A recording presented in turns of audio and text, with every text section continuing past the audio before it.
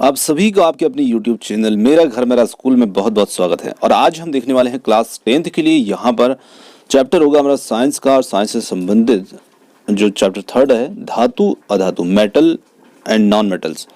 इनसे संबंधित जो भी क्वेश्चन बैंक के क्वेश्चन है, इनका सोल्यूशन आज के इस वीडियो में हम देखेंगे। तो आइए और स्टार्ट करते हैं। और काफ़ी मज़ेदार क्वेश्चन है और बहुत ही अच्छे प्रश्न हैं। तो चलिए और स्टार्ट करते हैं और देखते हैं इन प्रश्नों का हल।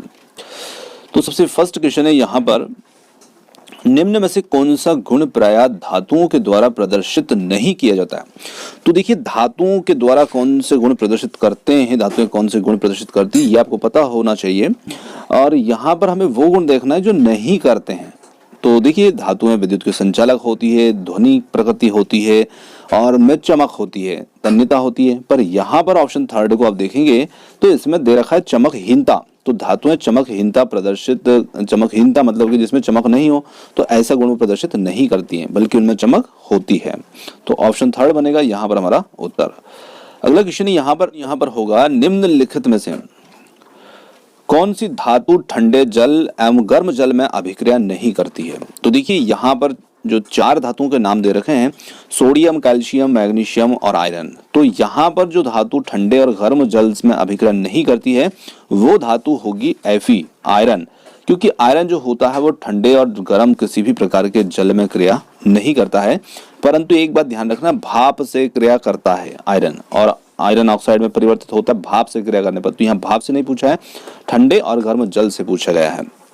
तो यहाँ पर हमारा उत्तर बनेगा आयरन। और इसी के साथ साथ कुछ और धातुएं भी होती है, यदि उनका नाम यहाँ पर आता है तो आपको ध्यान रखना है। जैसे कि एल्यूमिनियम है, और एल्यूमिनियम के साथ में आयरन हो गया, जिंक हो गया। ये तीनों धातुएं जो हैं ये भी ठंडे और गर्म जल से क्रिया नहीं करती है। और मैग्नीशियम क्या है, मैग्नीशियम जो होता है ये ठंडे जल से तो क्रिया नहीं करता, पर गर्म जल से करता है मैग्नीशियम। ठीक है, तो इस प्रकार से भी आपको इन चीज़ों को थोड़ा सा ध्यान रखना है। अगला क्वेश्चन है यहाँ पर, निम्नलिखित में से कौन सी धातु प्रकृति में स्वतंत्र अवस्था में मिलती है। तो वो धातु होती है सोना, Au ऑरम। ठीक है, गोल्ड, सोना। अगला क्वेश्चन है हमारा, स्टेनलेस स्टील हमारे जीवन में अत्यंत उपयोगी है, और स्टेनलेस स्टील में आयरन के साथ में मिला होता है। तो स्टेनलेस स्टील जो होता है उसमें आयरन के साथ में निकल और क्रोमियम मिला होता है। ऑप्शन फर्स्ट ही यहाँ पर हमारा उत्तर हो जाएगा, निकल और क्रोमियम। चलिए अगला क्वेश्चन है, सामान्यतः अधातुएं चमकहीन होती है, लेकिन निम्नलिखित में से कौन सी अधातु जो होती है उसमें चमक होती है। तो देखिए, धातुएं जो होती है वो चमकदार होती है, पर अधातुओं में चमक नहीं होती है। पर एक अधातु ऐसी है जिसमें चमक होती है, और वो अधातु है आयोडीन। आयोडीन यहाँ पर एक अधातु होगा और इसमें चमक भी होती है। तो ये हमारा उत्तर हो जाएगा। चलिए अगला क्वेश्चन है यहाँ पर, यद्यपि धातुएं क्षारीय ऑक्साइड बनाती है, लेकिन निम्नलिखित में से कौन सी धातु उभयधर्मी ऑक्साइड बनाती है। तो देखिए, वो धातु होती है एल्यूमिनियम, और एल्यूमिनियम जो होता है इसका एक ऑक्साइड होता है जिसे हम Al2O3 भी कहते हैं, एल्यूमिनियम ऑक्साइड। ये धातु जो है उभयधर्मी ऑक्साइड बनाती है। और साथ ही एक धातु और होती है जिसका नाम आपको ध्यान रखना है, जिंक। क्योंकि अगली बार क्वेश्चन मान लीजिए चेंज हुआ तो यहाँ पर जिंक आ जाए, तो जिंक जो है वो भी जिंक ऑक्साइड के रूप में एक उभयधर्मी ऑक्साइड बनाता है। जिंक का ऑक्साइड भी उभयधर्मी होता है, और एल्यूमिनियम का ऑक्साइड भी उभयधर्मी होता है। ये दोनों उभयधर्मी ऑक्साइड भी बनाती है। अगला क्वेश्चन है, निम्न मिश्र धातुओं में से किसमें मरकरी या पारा जो होता है एक अवयव की तरह होता है। तो हम जानते हैं कि जो जिंक अमलगम होगा, अमलगम के अंदर जो होता है एक धातु जो है उसमें पारा होती है और एक जिंक होगा। तो यहाँ पर जिंक अमलगम जो होगा इसमें एक धातु यहाँ पर मरकरी पारे के रूप में होगी।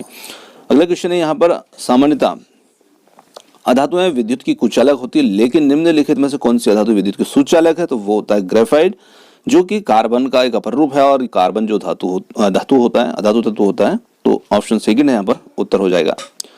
अगला क्वेश्चन है यहाँ पर, मिश्र धातु एक धातु से दूसरी धातु अथवा अधातु के समांगी मिश्रण होते हैं। अब यहाँ से एक प्रश्न आपको ध्यान रखना है कि जो मिश्र धातु होते हैं वो कैसे मिश्रण होते हैं, समांगी मिश्रण, ताकि आगे आपको एक और क्वेश्चन मिलेगा वहां पर उत्तर आपको देना है। तो मिश्र धातु में कैसा मिश्रण होती है, धातु अथवा धातु का समांगी मिश्रण। और निम्न में से कौन सी मिश्र धातु में एक अधातु अवयव मिला है। देखिए, मिश्र धातु तो है, पर ऐसी मिश्र धातु का नाम बताना जिसमें एक अधातु अवयव मिला हो। तो वो होगा यहाँ पर ऑप्शन 4 स्टील। अब देखिए, स्टील जो होता है इसमें क्या क्या मिला होता है। तो इसमें आयरन होता है, निकल होता है, क्रोमियम होता है। ठीक है, निकल और क्रोमियम। और इसमें 0.5% इसके अंदर कार्बन भी मिला होता है। ठीक है, कार्बन जो होता है ये भी मिला होता है, तो इसकी प्रतिशतता जो होती है वो बहुत ही कम होती है, 0.5% के रूप में होती है।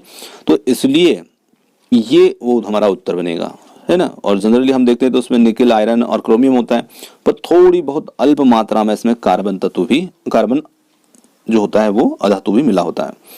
चलिए अगला क्वेश्चन है, सबसे अधिक आघातवर्धनीय धातु है तो वो धातु होगी सोना।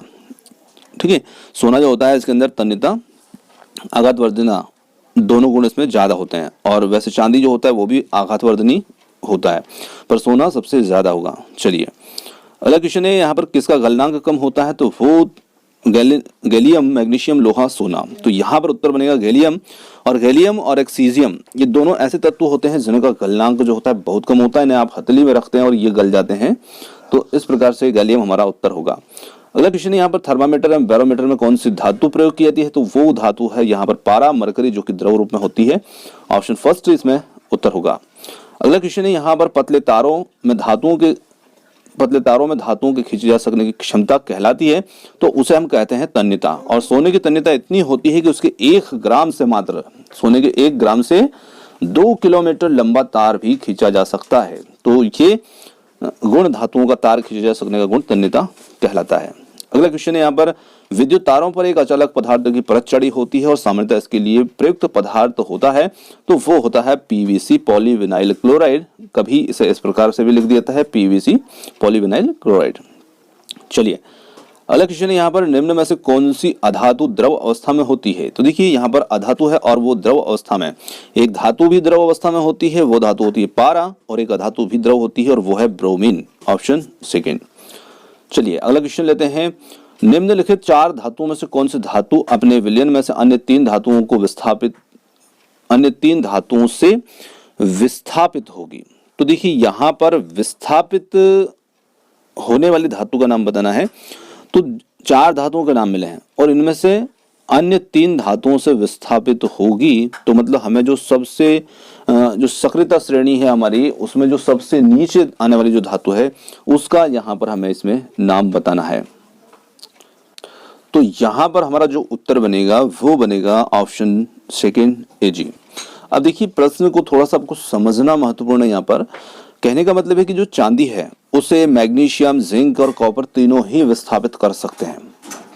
ठीक है, मतलब ये धातु इन तीनों से विस्थापित हो सकती है, ये तीनों धातुएं इस चांदी को हटा सकती हैं।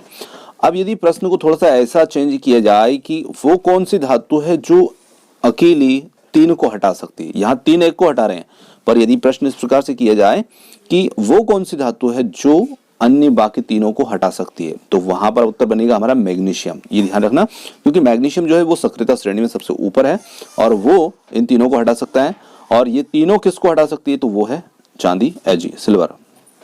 चलिए अगला क्वेश्चन है, यहाँ पर धातु ऑक्साइड की प्रकृति होती है तो धातु के जो ऑक्साइड होते हैं उनकी प्रकृति क्षारीय की होती है। ऑप्शन थर्ड यहाँ पर उत्तर होगा। अगले क्वेश्चन की ओर बढ़ते हैं, पीतल एक मिश्र धातु है तो पीतल जो है ये किस किस के मिश्र धातु के रूप में होती है। तो पीतल जो होता है कॉपर और जिंक की एक मिश्र धातु है। ऑप्शन सेकंड यहाँ पर हमारा उत्तर होगा।